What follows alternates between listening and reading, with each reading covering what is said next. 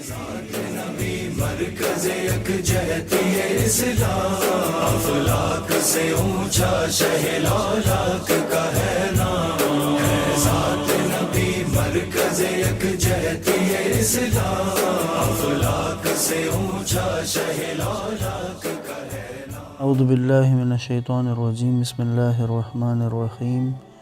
الحمد للہ رب العالمین بارئ الخلائق اجمعین،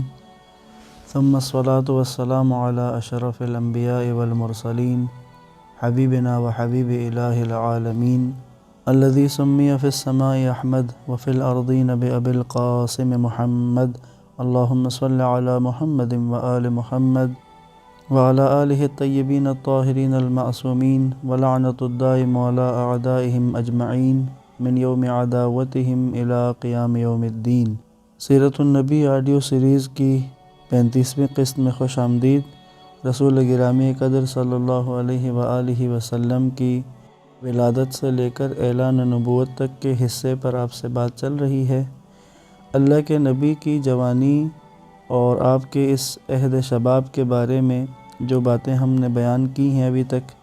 کہ جس میں رسول خدا کے ازدواج کو پچھلی قسط میں ہم نے بیان کیا، چند ایک باتیں عرض کرنا چاہوں گا مجموعی طور پر، پھر انہی باتوں کی تطبیق پیغمبر اکرم صلی اللہ علیہ وآلہ وسلم کی ذات کے بارے میں کریں گے۔ انسان کی زندگی کا حساس و اہم ترین دور اس کی جوانی کا دور ہوتا ہے، کیونکہ اس دوران میں جنسی میلانات تکامل کی حد کو پہنچتے ہیں۔ ہوشیار لوگ اپنی نفسانی خواہشات کو اپنے دل و دماغ میں پروان چڑھاتے ہیں۔ شہوات کا طوفان عقل انسانی کی فضا کو تاریک بنا دیتا ہے، اندھیرے میں ڈال دیتا ہے۔ مادی خواہشات کی حکومت کی بنیادیں زیادہ مضبوط ہو جاتی ہیں۔ اس کے نتیجے میں عقل ناکارہ ہو جاتی ہے۔ دن رات وقت بے وقت آرزوؤں کا ایک بہت بڑا محل نوجوانوں کی نظروں میں مجسم ہو جاتا ہے، یعنی خیالات کی دنیا میں ہی غرق رہتے ہیں۔ اور اگر ایسے ہی عالم میں، یعنی اس طرح نوجوانی کے دور میں کسی نوجوان کو دولت و ثروت بھی میسر ہو، دولت و ثروت اس کے ہاتھ میں ہو، تو زندگی اس کے لیے ایک خطرناک مسئلہ بن جائے گی۔ ایک طرف سے حیوانی شہوات اور اس کی جسم کی طاقت و قوت بھی، ظاہر ہے کہ جوانی میں طاقت و قوت عروج پہ ہوتی ہیں، دوسری طرف سے پھر مادی امکانات اور سرشار آمدنی دونوں ایک دوسرے کے ہاتھ میں ہاتھ دیتے ہیں۔ اس کے نتیجے میں اس کی زندگی کے پروگرام کو مستقبل سے بے خبر ہو کر شہوات میں ڈوب جانے اور شہوات نفسانی کی بھوک کو مٹانے پر تشکیل دیتے ہیں۔ اس دور کو سعادت و شقاوت کی سرحد کہتے ہیں، یعنی یہ جو جوانی ہے یہ انسان کے سعادت مند بننے یا شقی بننے کی ایک بارڈر ہے۔ یہ بہت کم ہی کوئی جوان یہ توفیق پاتا ہے کہ اپنے لیے کوئی دوسرا راستہ متعین کر لے اور اپنے اندر وہ پاکیزہ اور طاقتور خصوصیات اور صلاحیات اپنے اندر پیدا کر لے کہ جو پاکیزہ جذبات کو حاصل کر سکے،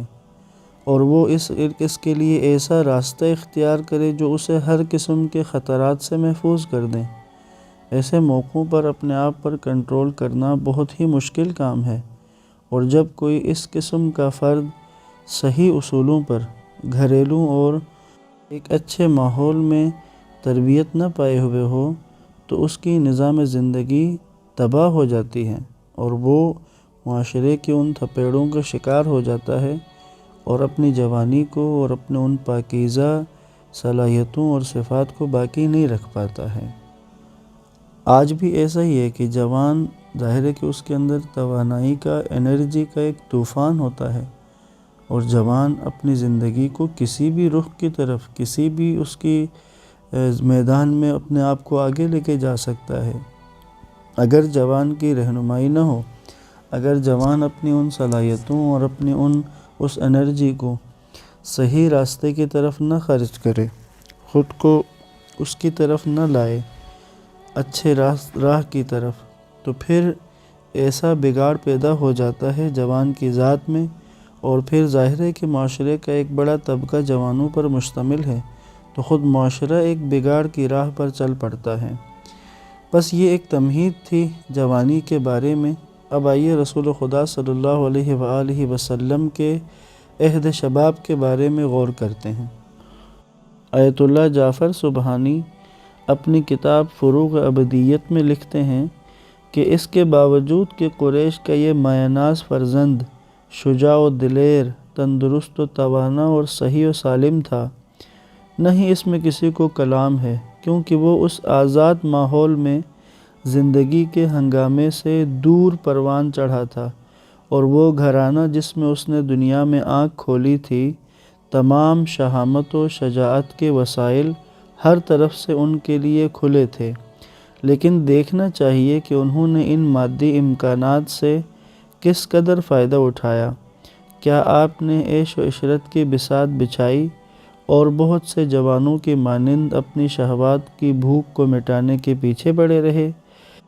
یا یہ کہ ان امکانات اور وسائل کے ہوتے ہوئے اپنے لیے کوئی دوسرا پروگرام منتخب کیا جو ان کی پوری زندگی کی عکاسی سے ہوتا ہے؟ تاریخ گواہی دیتی ہے کہ رسول خدا صلی اللہ علیہ وآلہ وسلم نے عاقل و تجربہ کار مردوں کی طرح زندگی بسر کی۔ وہ ہمیشہ عیش و عشرت، غفلت و بے خبری سے دور رہے، ہمیشہ تفکر و تدبر کے آثار ان کے مبارک چہرے پر کھیلتے رہتے تھے۔ معاشرے کے فساد سے دور رہنے کی خاطر اپنے عہد شباب میں بہت زیادہ وقت پہاڑوں کے دامنوں میں اور غاروں میں گزارتے رہے، اور اس جگہ جا کر آثار قدرت اور مناظر فطرت کا مطالعہ کرتے رہے۔ چند ایک واقعات کہ جس سے رسول خدا کی جوانی میں اور آپ کے اس وقت کے جذبات و احساسات کا اس سے عکاسی ہوتی ہے۔ کہا جاتا ہے کہ مکہ کے بازاروں میں ایک واقعہ رونما ہوا جس نے آپ کے پاکیزہ انسانی جذبات کو زخمی کر دیا۔ آپ صلی اللہ علیہ وآلہ وسلم نے دیکھا کہ ایک جوا کھیلنے والا جوا کھیل رہا تھا، اور اس نے بدبختی سے اپنا اونٹ جوئے میں ہار دیا، اور پھر بھی کھیلتا رہا، یہاں تک کہ اس نے اپنا گھر بھی ہار دیا، اور نوبت پھر یہاں پہنچی کہ اس نے خود کو غلامی کے لیے پیش کیا اور جوا کھیلتا رہا۔ یوں اس نے اپنی زندگی کے 10 سال بھی دے دیے جوا کھیلنے کی شرط میں۔ آپ صلی اللہ علیہ وآلہ وسلم نے جب اس واقعے کا مشاہدہ کیا تو اس نے آپ کو اس قدر متاثر کیا کہ آپ اس دن مکہ میں ٹھہر نہ سکے، بلکہ اطراف کے پہاڑوں میں چلے گئے۔ رات کے پہر گزرنے کے بعد گھر واپس آئے۔ آپ واقعی اس قسم کے غم انگیز اور اکتبار مناظر کو دیکھ کر بڑے متاثر ہو جاتے تھے۔ اس گمراہ طبقے کی نادانی، عقل و شعور کی کمی پر فکر و حیرت میں ڈوب کر رہ جاتے تھے۔ حضرت خدیجہ سلام اللہ علیہا کا گھر اس سے پہلے کہ رسول خدا کی وہ تزویج میں آتی، رسول خدا سے شادی سے پہلے بھی ان کا گھر غریبوں اور کمزور لوگوں کی تمناؤں کا مرکز تھا، اور غریب لوگ، مسکین لوگ، فقیر لوگ، تنگ دست لوگ ان کے گھر سے، ان کے مال سے استفادہ کرتے تھے۔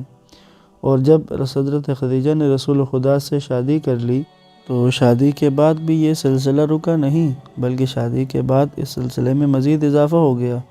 کیونکہ رسول خدا صلی اللہ علیہ وآلہ وسلم کا انداز اور آپ کا بھی غریبوں اور کمزوروں اور مسکینوں کے لیے اللہ کے نبی بہت زیادہ رحم دل و نرم دل تھے، اور یہ سلسلہ زیادہ زور و شور اور زیادہ آب و تاب کے ساتھ جاری رہا۔ یوں مکہ کے کمزور، تنگ دست اور مسکین افراد کے لیے رسول اللہ اور جناب خدیجہ کا گھر امیدوں کا ایک مرکز بنا رہا، اور لوگ اپنی ضروریات کے لیے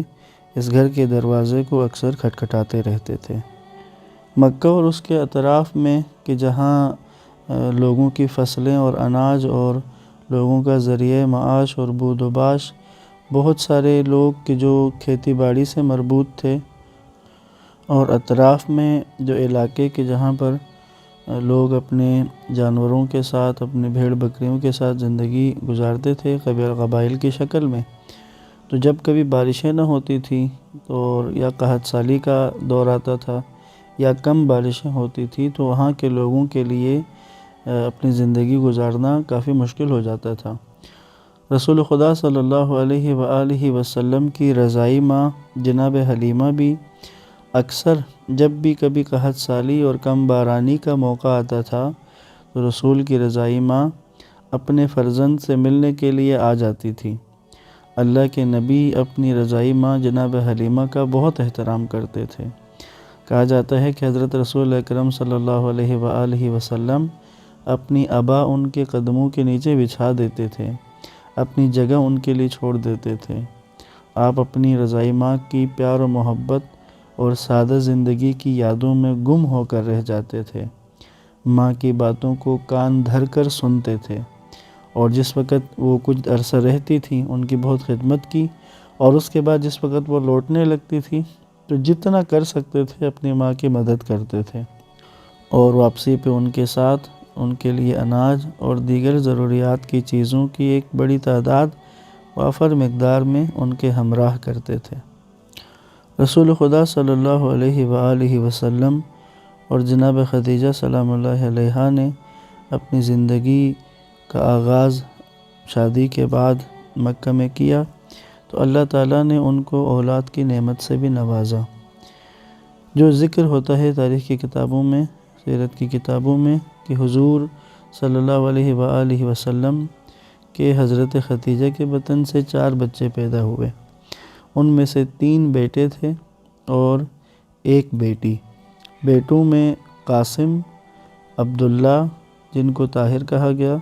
اور تیسرے طیب نام تھا، اور بیٹی سیدہ کائنات حضرت فاطمہ زہرا سلام اللہ علیہا ہیں۔ اللہ کے نبی کے بیٹے جو حضرت خدیجہ سے پیدا ہوئے وہ اعلان نبوت سے پہلے ہی اس دنیا سے چلے گئے، فوت ہو گئے، اور حضرت زہرا سلام اللہ علیہا وہ بیٹی تھی کہ جن سے نسل نبی اس دنیا میں چلتی رہی۔ حوادثات کے سامنے پیغمبر اکرم صلی اللہ علیہ وآلہ وسلم کا ثابت قدم رہنا یہ ایک زباں زد عام ہے۔ آپ کا صبر، آپ کا حوصلہ بہت بلند تھا۔ اس کے باوجود